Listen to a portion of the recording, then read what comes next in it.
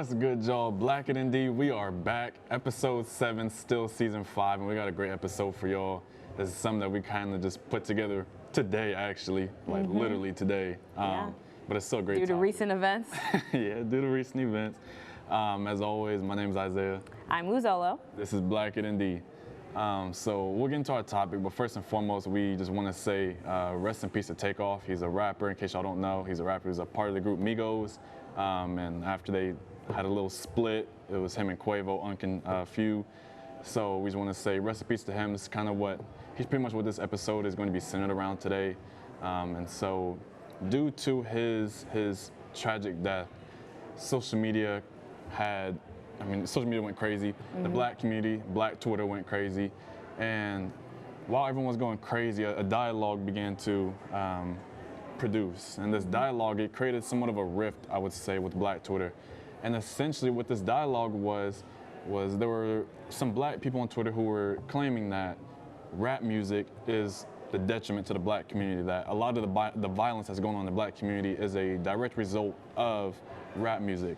While other people other black people on Twitter were saying, well, no, we have to look at this even further. You know, maybe sure we could argue that rap music exacerbates the issue of violence in the black community, but in general, the real issue that we have to look at is, you know, the legacy of slavery, but also the economic aspects of some of these low-income black communities, as well as, you know, education, not having access to education, not having access to equal economics, such as, you know, white people, for example, or people who have a higher socioeconomic status. And so that's kind of what we want to talk about today. So I'll hand it off to you first. What is your take on everything that's been going on, and what do you think about the answer to this rift between the black community? This rift, Yes. I guess.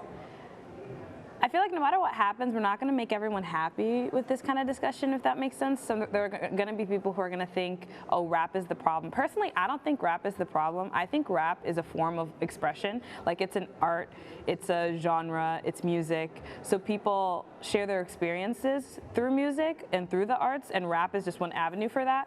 So rap doesn't necessarily cause what's happening. It's like it's an effect of it.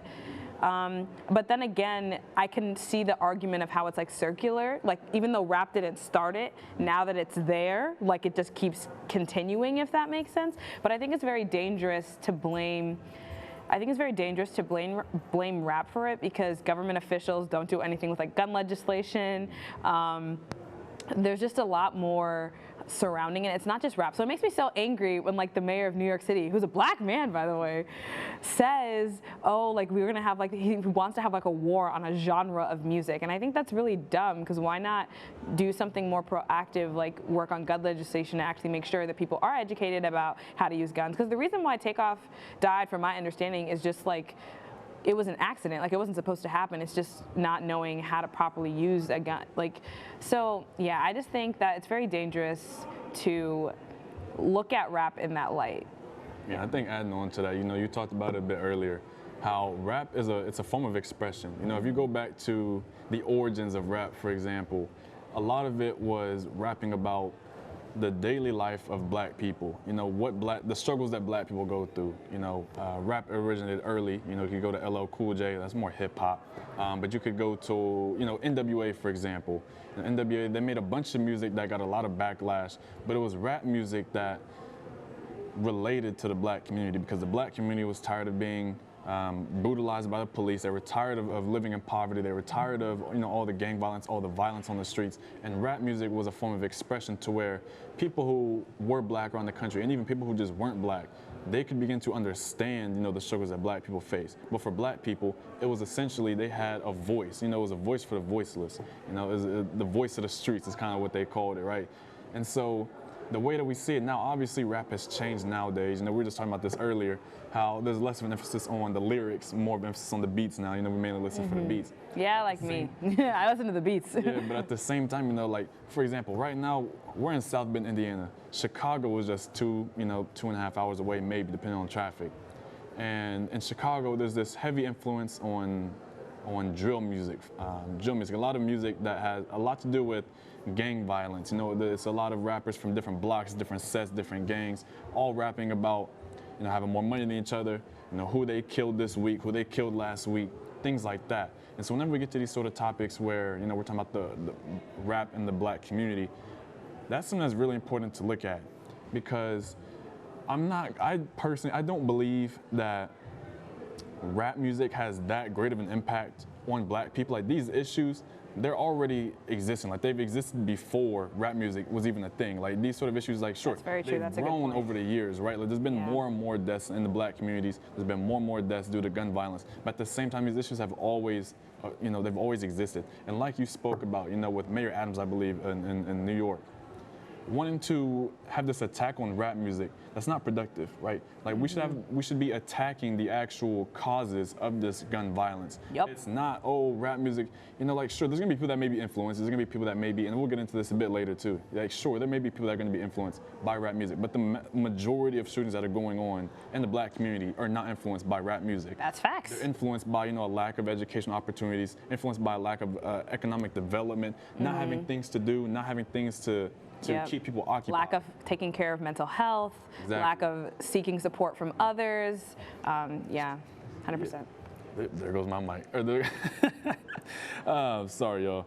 But yeah, like, there's so many other things that are going on that are more important to actually look at. And I feel like by trying to attack rap music like people have been doing, like, there's been this whole issue with prosecutors wanting to include rap lyrics in trials, for example, against rappers. Oh, I remember that. Things like that. Like, I remember they were everything- talking about that. Exactly, and what we have to realize is that everything that these rappers are talking about is not always true.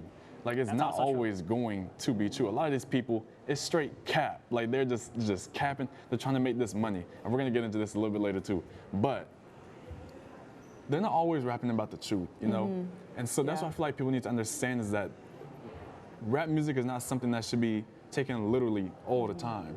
But there's also instances where there are environments where that is just absolutely necessary. Like, people feel like they have to express themselves, like they're going to be, ignored all the time. The only way that they can express themselves is through rap music. But in regards to this Twitter battle between the black community, I would ultimately have to agree with the people that on the side of there are more issues that we need to address. Yeah, like, why are we fighting about this? Like, why are we fighting about this? Like, there's so many other things that we could be using our energy towards, and I just don't think this is a great way to waste. This is like a waste of energy. Like, you're wasting energy when you could be doing something else. It is, and I feel like that's a great way to put it. It really is just a waste of energy, And I was talking to my barber. Your barber. I was talking to my barber yesterday. Shout out DJ Classic. I was talking to him, and he kind of inspired me a little bit to talk about this topic. And we talked about this for a long time when I was cutting my hair. And one thing that we got to the point of was record labels and record execs. A lot of these record label executives, they are white people, right? Like, they're white people who have nothing to do with rap. They have no idea what black culture even is. All they know is that they can make a profit off of it.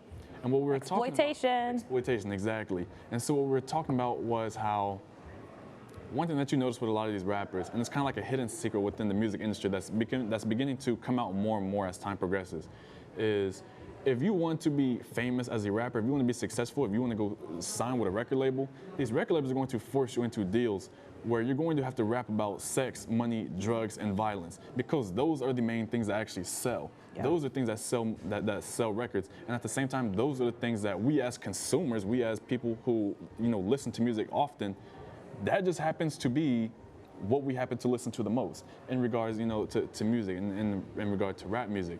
And so we talked about that for a while, and he was telling me, a lot of some of this gun violence that we see is a direct influence of rap music, and I questioned a little bit. I was like, you really think so? And he said, yeah, because in my opinion, if I listen to some Chicago drill rapper, for example, I'm not going to go out and go buy a Glock 22 and go be like, oh yeah, I'm gonna go shoot somebody now. Like, just because I heard that doesn't mean I'm actually gonna go do that, because I just think differently, right? And so what he was talking about is, you can look at the legacy of music, and you can look at the legacy of influences that come from music on the black community. One thing that he talked about was rims, for example. If you go to what we call the hood, you see that a lot of cars have very distinct rims. Like the rims, yeah. The rims, they're very distinct. And whenever we kind of talked a little bit more about it, I was like, okay, so what exactly do you think is the reason behind that?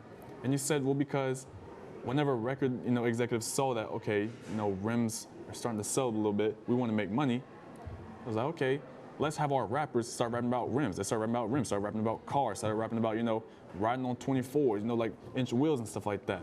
They started rapping about all these things, and then you see a significant increase in the number of people actually buying these rims. You see an increase in the number of people that are actually buying these cars. He talked about how, that transitioned a little bit further down the line to where we kind of are now, where, they're starting to rapping about guns. They're rapping about guns, I got this gun, I got this AK, I have X, Y, and Z. And people are becoming, they're buying more and more of these guns because they may be influenced. And I was like, okay. I said, so if it was guns now and in a little bit in the past, what is it now? And he said, if you look at some of these record label executives, if you follow the money, if you trace where they're putting the money into, they're putting the money into private prisons. And I was like, okay, private prisons. So why is that significant? And he said, well, because if they can get rappers to rap about, killing people, and if we've already seen the history of people being influenced by rap music, well, if you go kill somebody, you're going straight into prison. And guess what? We're going to put you into our prison that we actually are making money from. So on top of making money as a record label executive, they're also able to make money as, people who have ownership or stakes in private prisons. And private prisons is a whole other topic. I could go on and on about private prisons, but you can keep going. Yeah, but I was just saying that's what was interesting to me, because I guess, for whenever I was younger, I grew up in the hood for just a little bit. I'm not gonna say I was from the trenches. Like I'm not gonna claim that. Like not the trenches. I'm not from the old block or nothing like that. But there was a very brief stint where we did live in a very low income neighborhood, and it was the hood. There was exposure to violence, exposure to drugs, things of that nature. And you can definitely see with the lack of resources there, it becomes a little bit easier. Whenever I thought about it more, what my barber was saying, I was like, okay, I can understand a little bit more now how these people can be influenced, because you have nothing but time and you have nothing to do. Like there's nothing to do. And whenever you live in this environment where there's so much poverty, there's so much crime, there's so much drugs and things of that nature, if I go and I hear this dude, rapping about, I killed 8 people yesterday, it's like, okay, well, maybe, if he can get famous by doing that, maybe I can get famous by doing that. Yeah. I just think that's definitely a small number of people, though, I think. And then something else that it makes me think about also is that when you look at, I don't think politicians or really anyone can make the argument that, oh, they're perpetuating violence, because so many rappers give back to the communities that they came from. Like so many of them donate to their communities. They try to bring people together when they go back home. So I just think that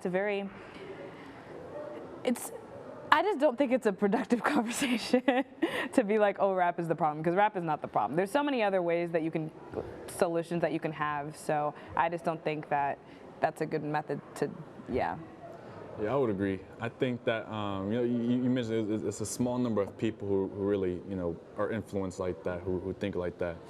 And I would agree, to an extent, right? Like, I don't believe there's just mass amounts of people that are being influenced, mass amounts of black people just being influenced. A lot of, for example, a lot of rap music right now is being consumed by white kids in suburban areas. That's true too. And it's always like that hard music, like that New York drill music where, New York drill, Chicago drill, where it's a lot of rapping about, gang violence and things like that. A lot of that music right now is being consumed by white people, and you don't see white people going out buying a whole bunch of guns and shooting each other, or shooting at, at random people. That's not something that we really see.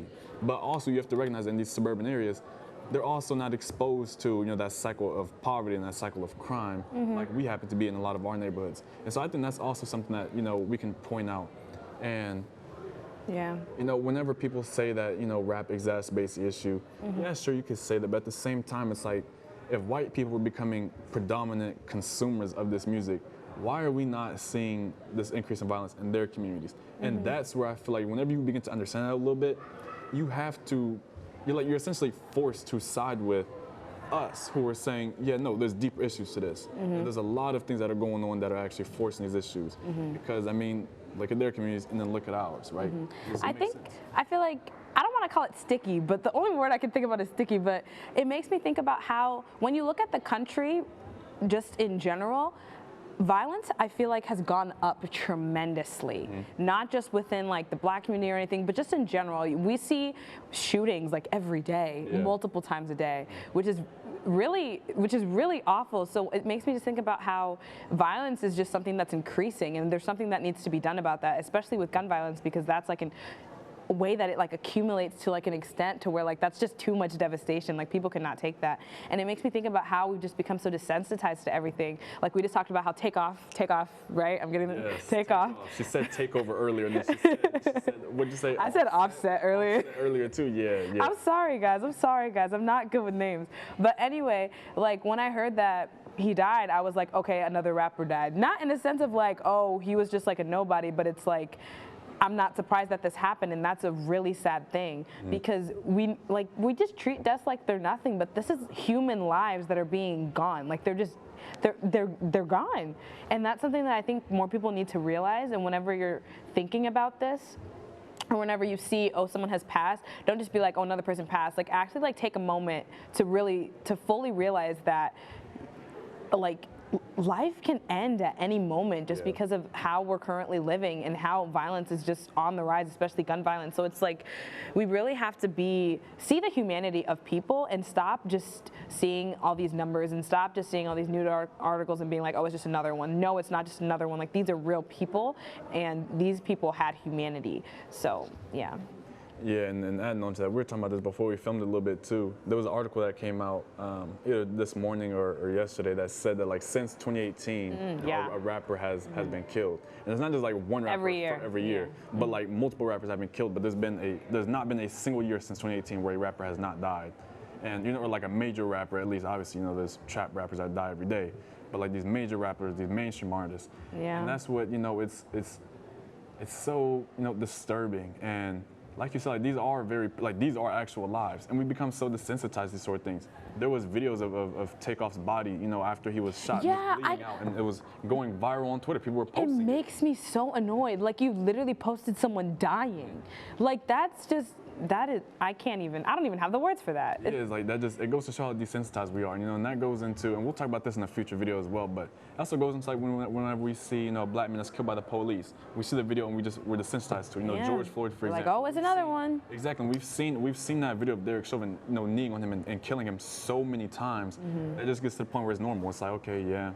We don't cry anymore. We don't shed these tears. And whenever I saw that video going viral of Takeoff, it's like those were his last moments. Like think of it this way, right? Like if your mother, or your father, or your brother, your sister, if that was them that was dying, you wouldn't want that video going viral. You wouldn't want people spreading that video all around. Yeah. But for whatever reason, whenever we have famous people or rappers, we choose to look them in a different light to where they're no longer human. It's like, okay, yeah, sure, they're gonna be, we'll go ahead and we'll spread this around because people want clout.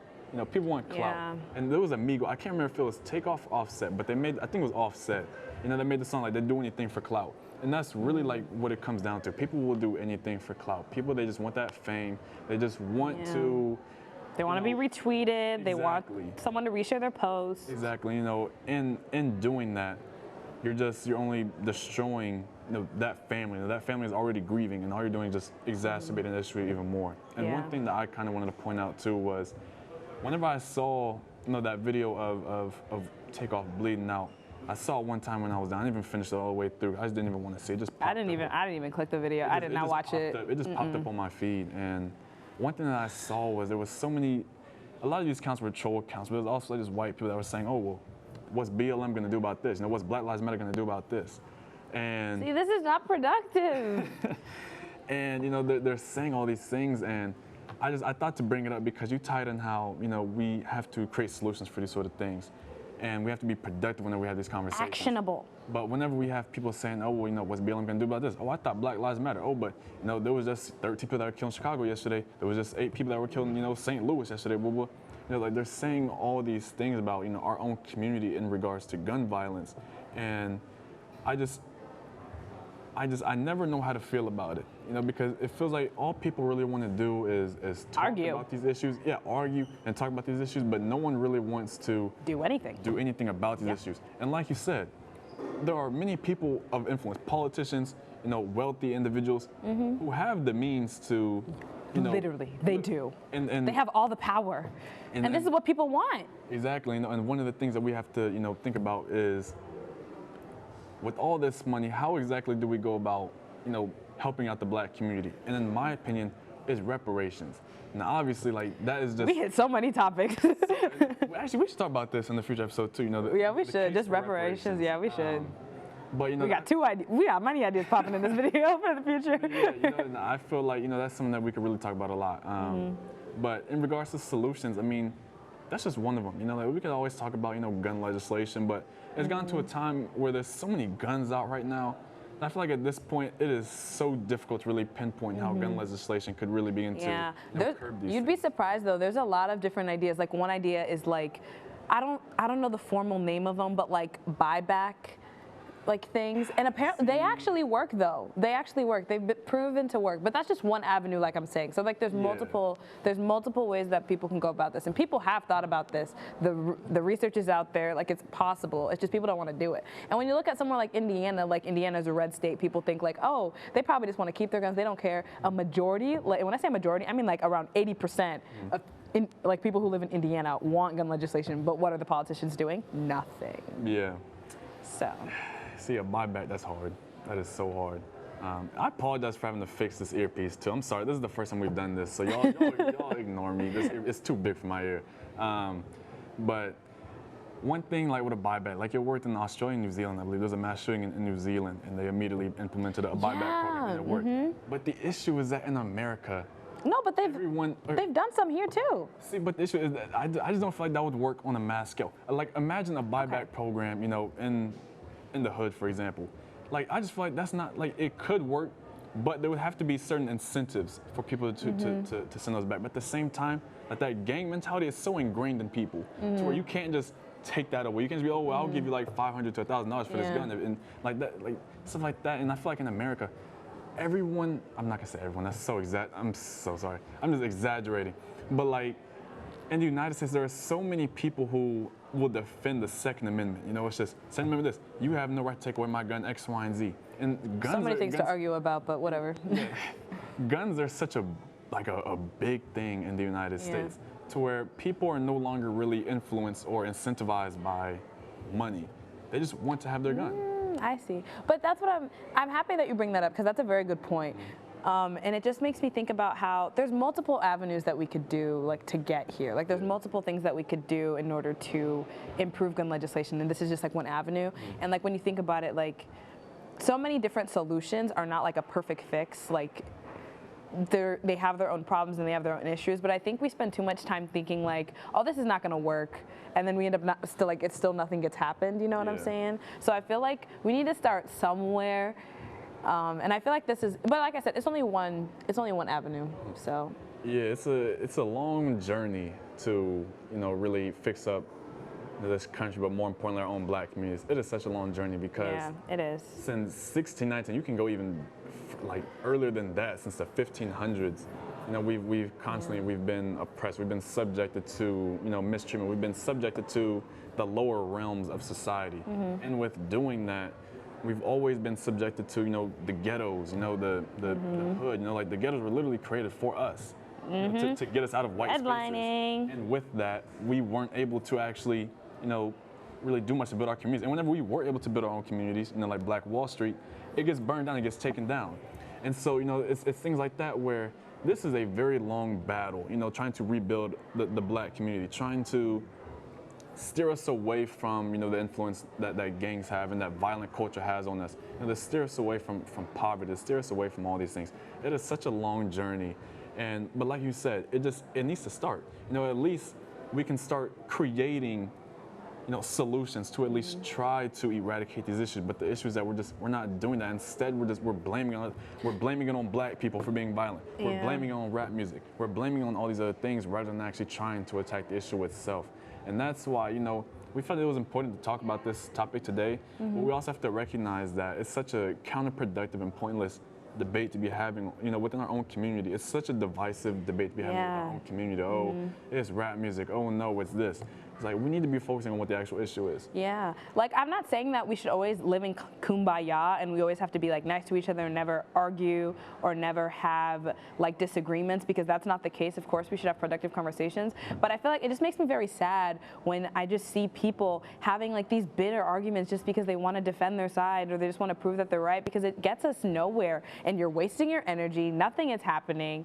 You're not helping at all, and it makes me even more upset like when people in the Black community do it. Because it's just like, y'all, we know better. We should not be doing that. But again, like I understand that we're human and these things are gonna happen, but it's like, just be more conscious of like the arguments that you're pursuing and like what you fight for, because sometimes, like I said, we're human, so we're gonna end up just trying to defend ourselves as opposed to like, what is the actual end goal? The end goal for, as a Black community, right, to uplift ourselves, right? So we should focus on that. We don't have to think about like all these like nitpicky things or just like say like, oh, but like rap is problematic. Oh, like you shouldn't be doing that way. It made me think of that too. Like with the protests, how the argument was like, oh, don't protest like that. But like, what's the right way to protest? Oh, silently, but then like nothing happens. Yeah. So it's like, it reminds me of that, like this argument about like rap music. It reminds me, I feel like that's something that's similar, but yeah, I just jumped around, but yeah. Yeah, for sure. I mean, you made a bunch of great points, and they're all very important points, and I feel like the most important point out of everything that you just said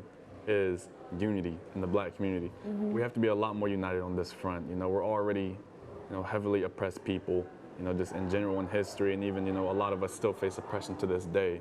And one thing that we've just never had, for whatever reason, we've never had, even since our ancestors were brought here unwillingly as enslaved Africans, one thing that we've never had is unity. We've never had that unity. And I feel like if the Black community, if we could just get together, and I'm not gonna, you say this all the time, how, the Black mind, the Black people, the Black body is not a monolith. We're not all the same. We don't all think the same.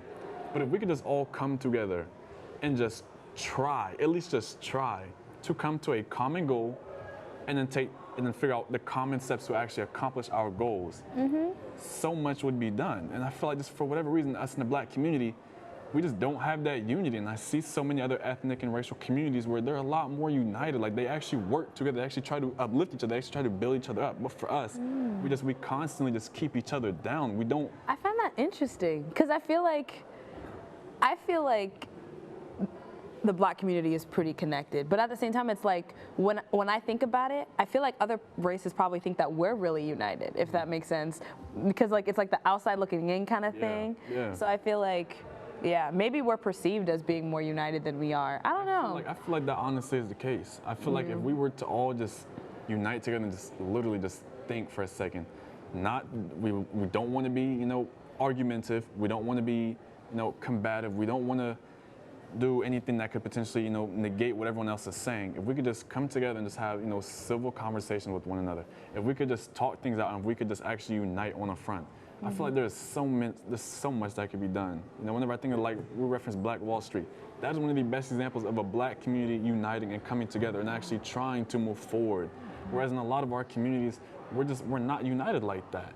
And that's what I feel like is the issue. If we could just unite together, we could come together and just work towards a common goal, think together, have people bounce off different ideas, brainstorm, and then try to actually put those things into motion, put those things in action. For our Black politicians or Black people of power, who have influence, if we could have them not be like Kanye, but instead actually please not like Kanye, but instead actually say things that could actually advance our Black communities.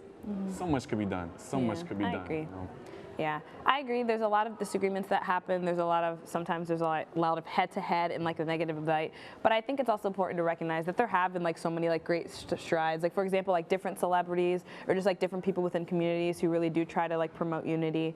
But of course, there's just always work to be done. Like we should never think like, oh, we're satisfied with what's happening now. I always hate like people who say like, oh, like things are good now. Like why do we have to change? Like don't you want things to be better? Like what's wrong with trying to achieve something better? I never understood that. Like when people are always like, yeah, I like this, just how it is, and I'm like, you could always strive to like keep one-upping yourself. You don't have to always stay stagnant. It's called being content. Yeah. People get content very easily, and it's never good to be content. It's always good to to look to something better, to always continue to push forward. Yeah. But do you have any other comments you want to make about this? I do. I have one last comment. Okay. So he didn't die that long ago, but I think it was last night, I forget, but I saw this video on Instagram and it was of Takeoff and it was like the week before he died.